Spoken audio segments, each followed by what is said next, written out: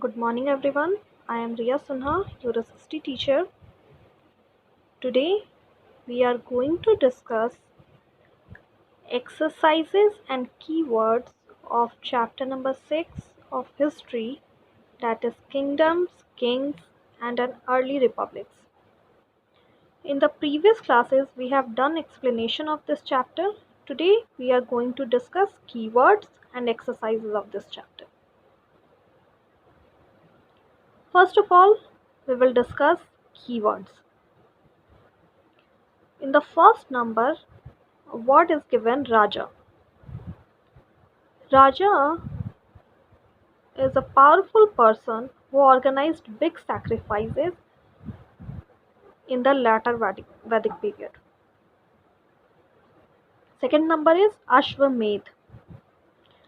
Ashwamedh was a ritual in which a horse was let loose to wander freely, and if the kings of other kingdoms allowed the horse to pass, it meant that they accepted that the king was stronger than them. Otherwise, they used to face each other in the battlefield. Third number is Varna. In the latter Vedic period, the priest divided society or people into four groups according to their work or functions known as Varnas.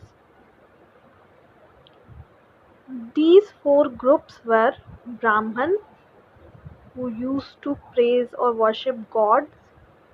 Second is Kshatriya, who used to do wars. Third is Vaishya, who used to do all other things like merchants, traders, accountants, and like that.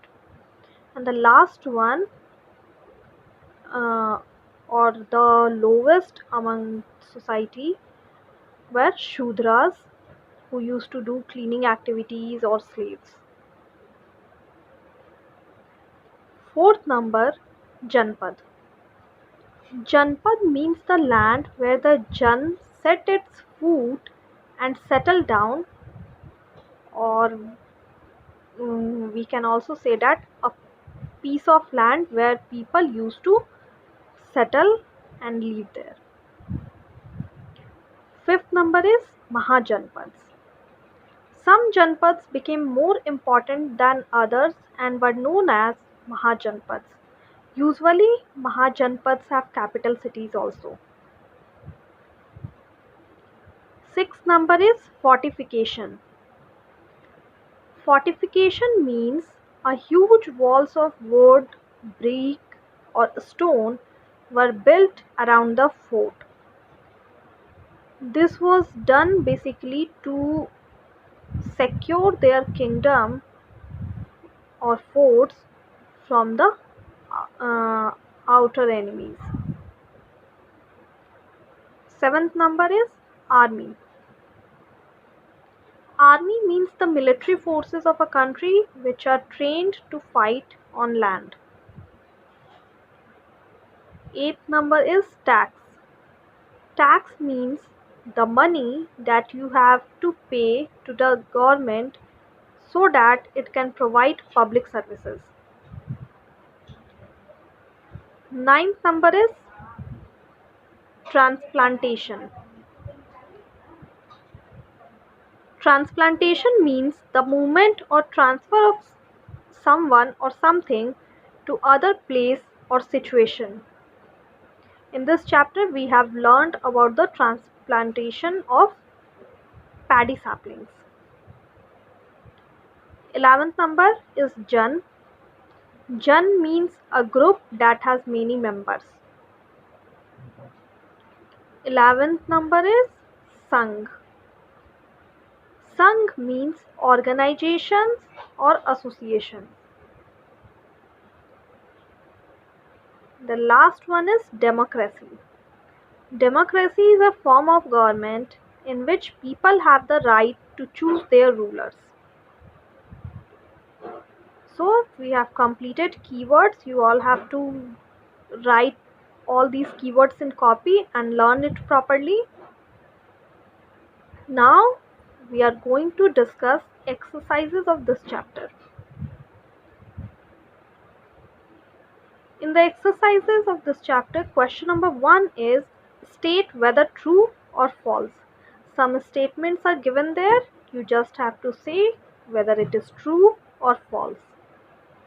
See the first number, A number. Rajas who let the Ashwamedh horse pass through their lands were invited to the sacrifice. Yeah, obviously it is true. We have discussed earlier also about the ritual of Ashwamedh. In this Ashwamedh Yajna, Rajas let the horse pass through their lands and those who were invited to the sacrifice. B number is the charioteer sprinkled sacred water on the king. This one is false. C number is archaeologists have found palaces in the settlement of the Janpads. This one is also false. They have found evidences, so they can say that there were Janpads. D number is pots to store grain were made out of painted graveware. This one is true. Painted graveware is a type of pot which is grey in color and some geometric shapes or designs were painted on it. Many cities in Mahajanpads were fortified. This one is also false.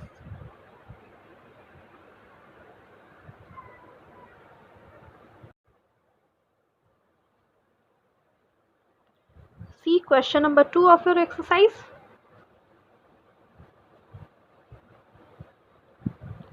Fill in the chart given below with the terms. A chart is given in your book. You have to make it like that in your copy also. Some terms are given like hunter-gatherers, farmers, traders, craftspersons and herders. Here you have to fill this chart. In this chart, in the upper side, in the above it is written those who paid taxes. Some of the terms are given here. Hunter-gatherers, farmers, traders, craftsperson and herders all paid taxes obviously. Farmers paid 1/6 of the produce. Craft persons in the form of labor, they used to work uh, for some time or for 1 or 2 days in a month for the king. Third is herders. They used to pay tax in the form of animals and animal produce. Fourth number, traders. They used to pay taxes on goods brought and sold. And fifth number, hunter gatherers. They used to produce forest products and pay it as tax. Question number 3. Who were the groups who could not participate in the assemblies of the Jans? Answer would be women. Shudras and Kamakaras were the groups who could not participate in the assemblies of the Jans. Question number 4. Why did the Rajas of Mahajanpads build forts? Answer is the Rajas of Mahajanpads built forts for the following reasons. First number is protection of people from outside attacks. Second number is to show their power. And third number is fortified cities were easy to control. First number is protection of people from outside attack. Second is to show their power. And third number is fortified cities were easy to control. Now the last question of your exercise is in what ways are present day elections different from the ways in which the rulers were chosen in Janpads? Answer is in present day leaders are chosen through vote given by the citizens of the country, while in Janpads Rulers had to perform sacrifices to become rajas. Okay.